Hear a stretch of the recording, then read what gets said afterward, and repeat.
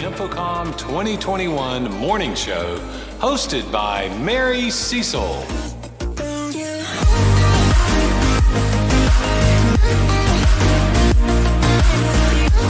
Everybody, welcome back. Thank you so much for joining us. This is our last day here at InfoComm. It's Friday. There's still time to see so many booths and speakers and exhibitors and just experience a lot. So please make sure that you, whether you're virtually and joining us on My Show Planner or whether you're in person, take advantage, get those steps in. Don't forget to hashtag InfoComm21 and enjoy the last day. Make the most of it.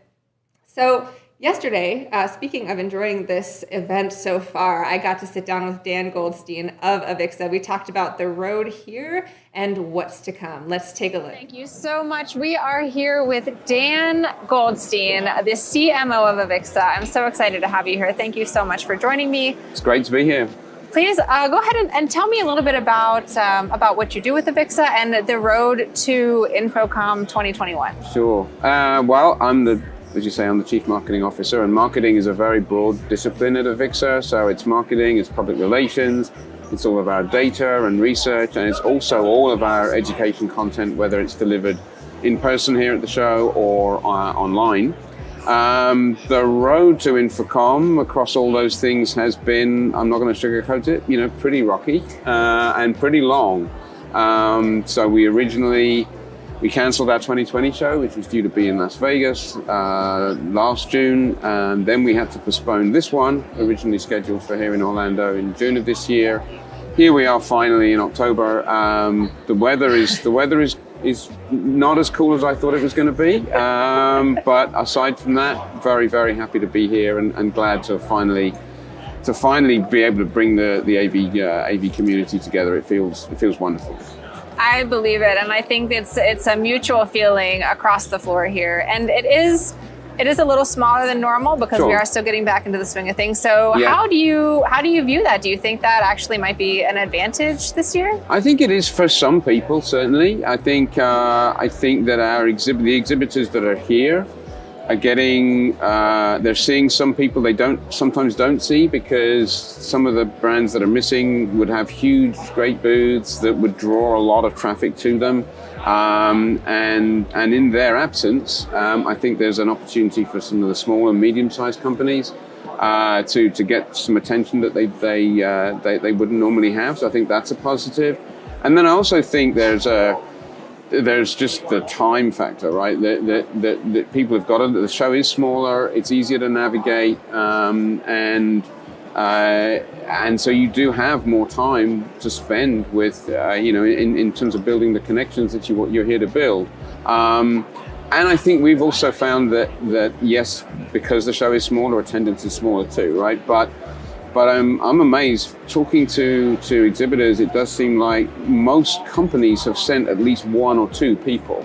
Certainly the big integration firms have all sent people, and then a lot of end user organizations, sports teams. The Miami Heat have sent people here. Disney have sent people here. Universal. So we've got those end users as well, who our exhibitors are always keen to see, because you get a better sense of what the end user really needs if you speak directly with them. So I think there are definitely positives. We would love to have had a bigger show, but it just feels good to be having a show that's busy and vibrant as it is. It is busy and vibrant. Those are two wonderful words to use to describe it. It doesn't feel slow or small at all. Not at all. I think it's a great stepping stone after what we went through with 2020 to use this and now look ahead towards 2022 in Vegas, which will come sooner than it normally does. Yeah, absolutely. Yeah, that's the thing, is we've only got 7 months now before the next one, and that's been challenging, of course, internally. Behind the scenes, essentially working on two shows in parallel. Working on this show and then working on the Vegas show, because there's no way that you can do 12 months work in 7 months. So a lot of that work has been done in the background on the Vegas show. We've got a new hall at the Vegas Convention Center, which we're excited to be using for the first time. The priority space booking for next year is very, very strong. So there's no doubt in my mind we'll have a significantly bigger event. I don't think people have been talking about back to normal, though, and I don't think it's about getting back to normal. I think that the whole nature of trade shows is changing, and the thing that we've really noticed, which I think is a constant now, is that interplay between the pre-show content that we deliver online, through webinars, through video, that kind of thing, and the content that happens here. There's a much stronger connection now post-COVID, between those two things than there used to be. So I think the way that we design the event is going to change, and we're excited about that because it's an opportunity to rethink things and do things differently. But the best thing of all for me is we've got this show as a building block, as a kind of stepping stone towards that. If we were going into Vegas after 2 years of not doing a show, I think that would have been a very, very, very difficult vacuum to fill. Excellent. Dan, that was such great insight. I'm so excited for 2022. Me too. I am Glad so excited for 2022. Thank you for being here with us. My Thank you pleasure. for the Thank interview. you. Appreciate your time. And here's to 2022. Already looking forward to it. Always a pleasure. Thank you so much to Dan Goldstein of AVIXA for giving that moment with me and the road here and what's to come. We are very much looking forward to 2022. And we also asked some wonderful exhibitors and attendees on the showroom floor over here what they thought about 2022. So let's hear what they had to say when we asked them, how do you feel about InfoComm 2022 in Las Vegas? Excited to be in Las Vegas. Can't get here soon enough. Well, I always look forward to traveling to Vegas, right? You know what happens in Vegas. It stays in Vegas. Sleep deprivation, but looking forward to it. Vegas is always a great time, and I'm looking forward to it. Vegas 2022, the biggest and best show for not only our AV community, but also for our company. Very excited about Vegas. Exciting. Woohoo, we're excited. I cannot wait. If these people don't exhibit, that's their issue. I just did an event in Vegas for my job, and I'm excited to go for InfoComm 2022. I can't wait for Vegas in 2022. I cannot wait for InfoComm Las Vegas 2022. There is nothing better than Vegas in June because even when you sweat, you don't really sweat. I cannot wait. I cannot wait. I anticipate it being bigger and better. I anticipate the reunion to continue, and I cannot wait. Vegas is gonna be hot. So if you are already ready for 2022, go ahead and hashtag InfoComm21 and let us know. We're interested to hear. But it is still 2021. It's still InfoComm here right now, and I am here with Sara Potecha. Thank you so much for being here with me. I am honored. And you spoke here yesterday. So tell me a little bit about what you do and then how yesterday went. Yes. So I'm an author and a speaker, and my book is West Point Woman, and this has been a 2-year process to be able to speak here, just so you know, because of COVID. Last year I did speak on the virtual platform, but this is something much different, to be back on stage, back being able to connect with women. And basically, I'm a speaker, consultant, executive coach. I've spent years developing curriculum, teaching leadership lessons, and essentially I wanted to in this speech, really connect with these women. So I interviewed 4 of them and wanted to understand what and how they adapted to the various stressors that COVID brought on. And then I kind of weaved into my talk stories from West Point and my experiences being one of the first women to graduate, and the leadership lessons you kind of learn when you're kind of in a cauldron of an experience. And then to hear these women's stories as well. And then I taught a methodology called Pressed On. And so you press on despite the difficulties that you have. And so we kind of weave together this story of these women that adapted to adverse circumstances. I mean, we had one woman that had a baby during COVID, which can be both wonderful and frightening at the same time. Another one that lost a job and actually went through a divorce, to another woman that saw that there was food scarcity going on in her community, and because she wasn't traveling so much, she could do something about that and organized a huge organization to address the needs of her community. And finally, one that became aware. She'd been involved in pet rescue and how people were surrendering their animals because they can't care for them as a result of COVID. And so she created something called Pet Mutual Aid in that area, pet supplies and medicines and everything that they needed. And so in each way, they pressed on despite the challenges that they were facing. And I think it really resonated based on what I learned from the women that came up afterward and got a copy of my book, and I could talk to them and everything. I love it. Speaking of your book, can I hold it up really quick? Maybe we can get a good shot of this. I'll hold it still for you. And then I did want to talk, as a West Point grad, one of the first females to graduate from West Point, and it was in engineering, I believe. Yes. Well, we had no choice. It's an engineering school. It was designed that way, and so we didn't have majors. We had concentrations, which were very few other classes other than what they called the core curriculum. So you're going to be an engineer whether you wanted to be one or not.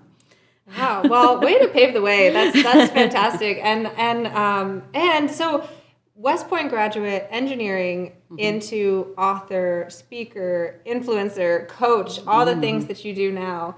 How did you make that transition, and what sparked that for you? Well, of all the classes that I enjoyed the most at West Point, they were behavioral science and leadership. And I had a mentor early on. He endorsed my book. He wrote the foreword. He became a general. And the idea that you got this exposure in the military at a very young age of having responsibility for a lot of soldiers, a lot of equipment, having very difficult missions. I was stationed in Germany, and I had 300 soldiers under my command at the young age of 23 and, having major missions. And I loved the idea of applying leadership to whatever I was facing. And that just sparked this desire and interest in leadership. So I was always reading, always preparing myself. And when I transitioned into corporate America, I joined a company that really didn't have titles. It was very different than the rigor and the straightness of the military, where you kind of knew your role and what you were going to do next. And I started solving people problems, and they thought I was really good at it. So I was like, oh, and somebody told me, that's called organizational development. And I said, I didn't know the name for it. I just thought it made sense, right? Let's get people together, let's make things happen. And that kind of led into a desire to study more deeply leadership, organizational development, and design, and eventually branch into my own consulting practice. And I developed curriculum for huge organizations over my lifetime. And there was a period of time after I met my second husband. My first husband was a classmate who passed away. And I met my second husband, even though he's Navy, and I did decide to marry him. That because I married him, we transitioned to Louisville, Kentucky, and I had this moment in time where I could focus on writing a book. And that's really what got me into speaking, because when you create a book, then you can then have a platform from which to develop a speaking business, which I did. And so the book was published just a few years ago, and that's really been transformational. And I think one of the serendipities of being a West Point woman is that we have this unique experience that is very unique when compared to other women, because we were fighting being ostracized. We were coming up against 200 years of tradition. And what do you learn when you're in this compressed situation where you don't have a lot of support? And so you learn to dig deeper and to really understand what does it take to overcome obstacles when things seem to be at odds with you moving forward. And I am so glad and so grateful for that experience, because it prepared me for life. And now I get to help people who are facing their own challenges, their own battles, by applying leadership lessons. That's beautiful. To come through something that I'm sure was nothing less than just stressful and hard, and I can't imagine. And it's great that you can come out of that with the mindset of, this made me who I am today. This made me press on, and this made me, now able to inspire other people. What point did you ever think? Actually, did you ever think when you were going to or through West Point at that time in your life you would ever be where you are today? I think I was just trying to survive initially. I thought about quitting a lot. My dad's famous words, it was really my father who had heard that the academies had begun to accept women. And the way my family was raised is I had 3 brothers and myself, and my parents really emphasized education. And they would say, you're smart, you're going to college, you're paying your own way. So we all knew we had to get good grades, get a scholarship. And then he read that women were being accepted. And his famous words were, Sarah, it'll be a unique experience for a woman. And I remember getting yelled at and people all over, because I was messing up on something. You have to memorize a ton of information as a new cadet and plebe. And I thought, yeah, this is unique, Dad. So I think, I would look that and then I would say, but I want to kind of continue something because this stands for something, the idea.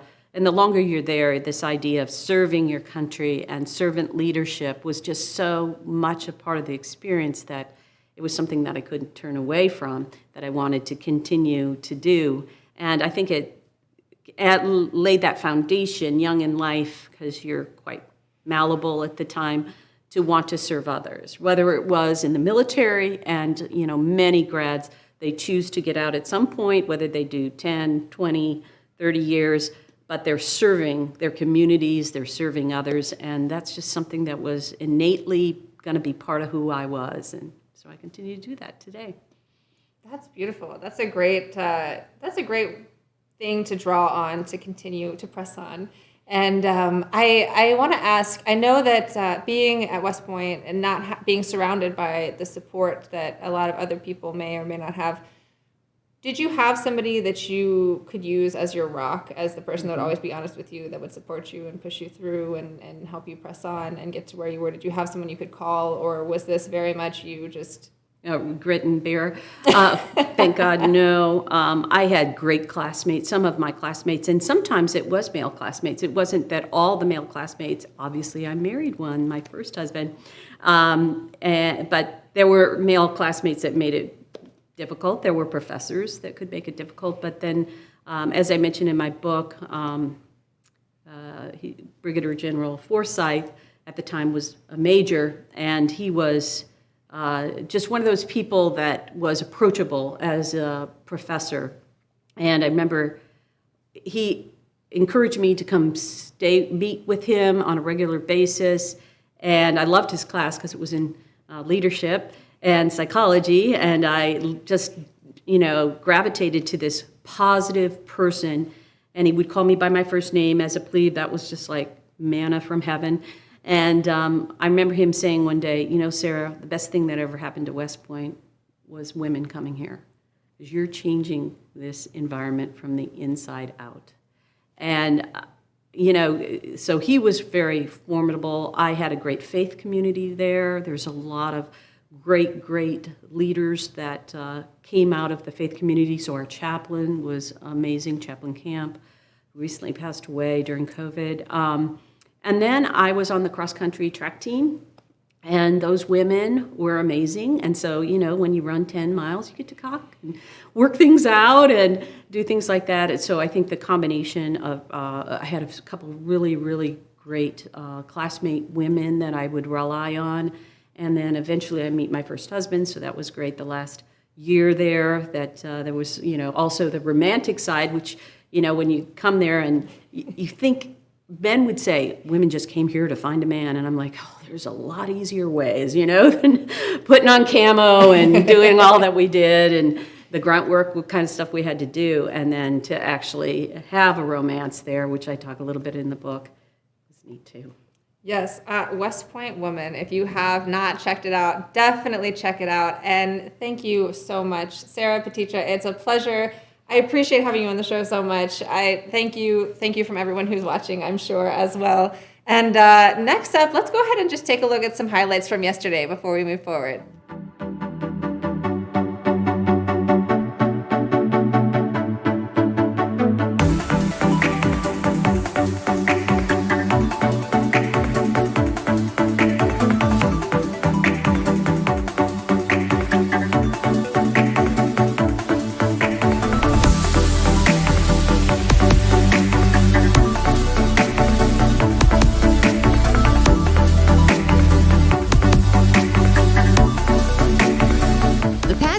days here at InfoComm have been wonderful. InfoComm is very unique because our industry brings the excitement. We are the excitement. And the products that you see on the show floor here are what help create that excitement.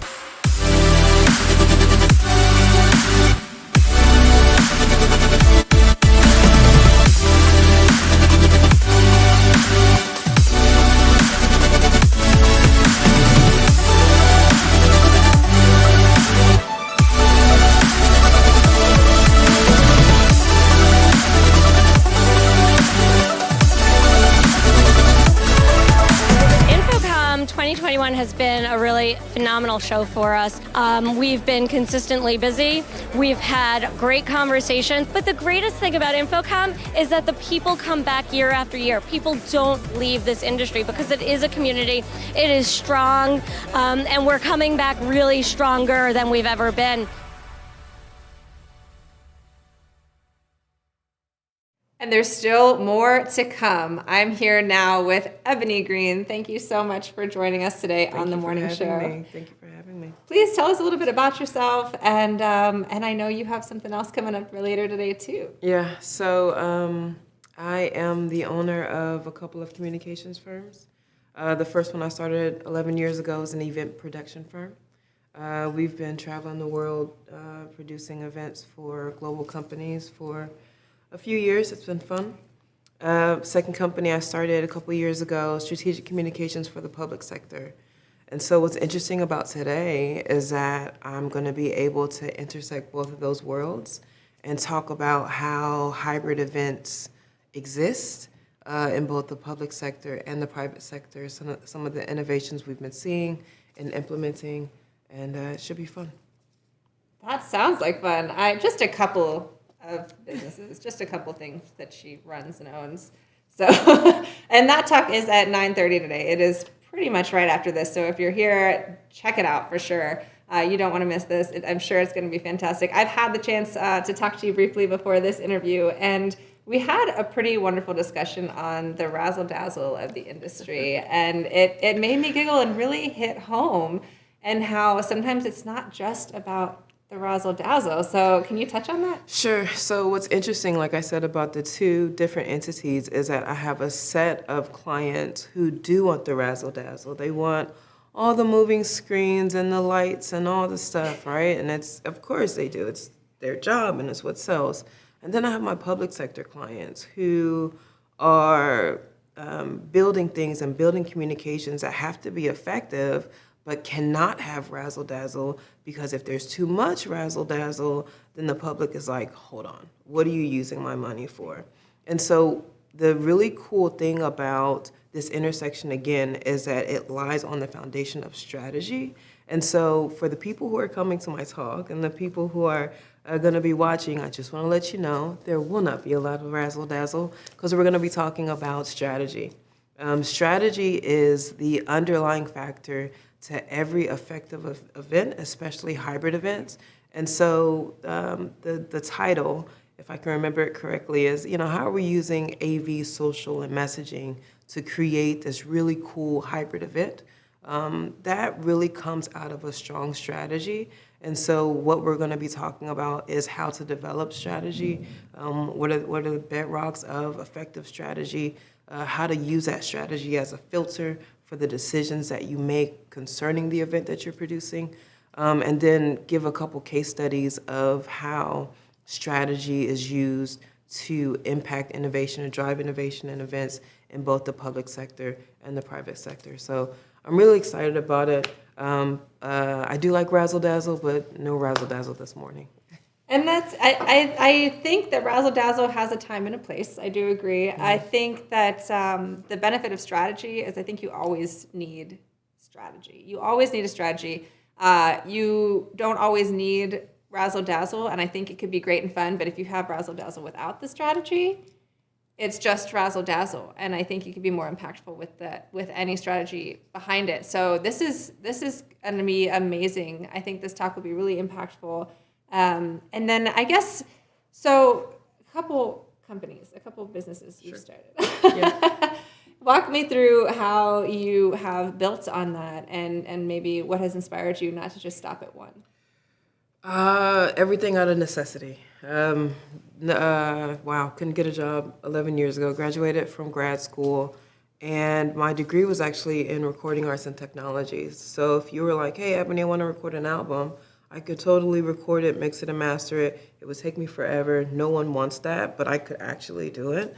For my thesis, we were supposed to record an album, but because I'm me, I recorded an album, did a documentary, and planned a tour. So yeah, it's just kind of who I am. It's in my DNA. But somebody got wind of my documentary and said, hey, you should create a company to protect it. So I created the company. I just kept renewing the business license because I was like, just in case the documentary's out here. At the same time, I couldn't find a job. I could do video, I could do audio, I could do strategy, I could do all these things, but I couldn't do one thing to put me in a box, and it was impossible to find a job. So I created a job. I started selling what I could do to the people who I knew would buy it. Out of that was birthed a production company. So I started traveling the country, doing work for companies like Home Depot, Unilever, Toyota, Allstate, these really cool campaigns. And I was driving content creation and really bringing something to the table where I was editing 5 to 6 videos myself within like an hour and a half and pushing them out on social. Had never been done before. And the people who had hired me to do it were selling it. And I realized that if you're creating a business or a product off of what I can do, I can create a business or a product off of what I can do. So I kind of switched that over, started doing my own events, created my own team. We started traveling. And then somehow I found myself back in Atlanta. There were opportunities in the public sector. I bid on this project, showed them what I did in the advertising industry, and ended up winning a local water utilities communication strategy proposal. And I was like, holy crap, I don't even know how I got here. I beat the incumbent. You know, they had been there for 6 years. It was this big upset in the county. And I found myself knee deep in the water industry, and I didn't even know that it existed. And I thought to myself, if I don't know, I'm a woman of privilege. I'm very educated. You know, I've got means, and I don't know that the water industry exists. I think there are a lot of other people who don't know it exists, and I want more people to know about it. So I took those advertising skills, those storytelling skills, those content creation skills, brought them to the public sector, worked in water. Now we're working in transportation. And even the stuff that we're doing now is innovative. The state departments of transportation are saying, we didn't know this was an option. Thank you for bringing this to us. Now we want all of our projects to look like this. And so it's just been this really organic flow of developing solutions to problems that I saw or that other people identified, and bringing that experience and wisdom to it. And now we're here 11 years later with 2 companies and sitting in Orlando. Wow. Organic was the word that came to my mind too when I was listening to you talk. It sounds like you just made the decision to not take no for an answer, and then it just grew from there. And I love that probably took a lot of strategy. So you're preaching what you practice. Yeah. And I definitely tune in 9:30 to this speaker, this presentation. That's going to be another one to catch. Especially if you're here in person, go ahead and check it out. It's right after this. It's at 9:30. Thank you so much for being here with me today, Thank you for having me. It's been a pleasure. All right, so I know you're wondering what's going to happen on the Tech Innovation stage later today, and yes, I'm about to tell you right now. I am making my way to the Tech Innovation stage to see what's happening today on that stage. And of course, I have my handy dandy app here. The InfoComm 2021 app is a lifesaver if you are trying to stay in touch with what's happening, be in tune with what's happening on the stage and elsewhere in the show. So we have a lot of hybrid conversations happening, which if you've had anything to do with technology in the last year and a half, you are very aware of what that feels like. Some conversations, the next generation of digital and physical experience is also happening on the stage. That'll be really exciting. And at 3 o'clock, we start to wrap up with some takeaways with the whole about the entire event that we've had so far. Don't forget to hashtag InfoComm21. Don't forget to join us on My Show Planner if you're joining virtually. And that's what's happening today on the Tech Innovation stage.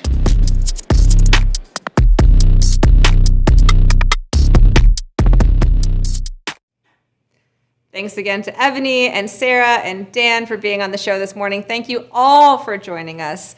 What a ride it has been. This is day 3, and I am still excited to see more. My feet are hurting. I can't wait to get in 10 or 20,000 more steps here in heels or flats. I switched to flats today for a reason. So hopefully you guys are staying comfortable. Visit those exhibitors. They got the cushy floors, and hang out, talk to them while you can. And don't forget to look forward to 2022. Are you exhibiting with us? Are you going to be joining us in person? We hope you are. Let us know. Hashtag InfoComm21. Let us know what you're thinking. If you're joining us, there's still plenty to see on the Tech Innovation stage. As I just said, on the My Show planner, you can join us there. We want you to join us. We want you to let us know how you're feeling and what's going on. And take a selfie. Let us know where you are so we can find you.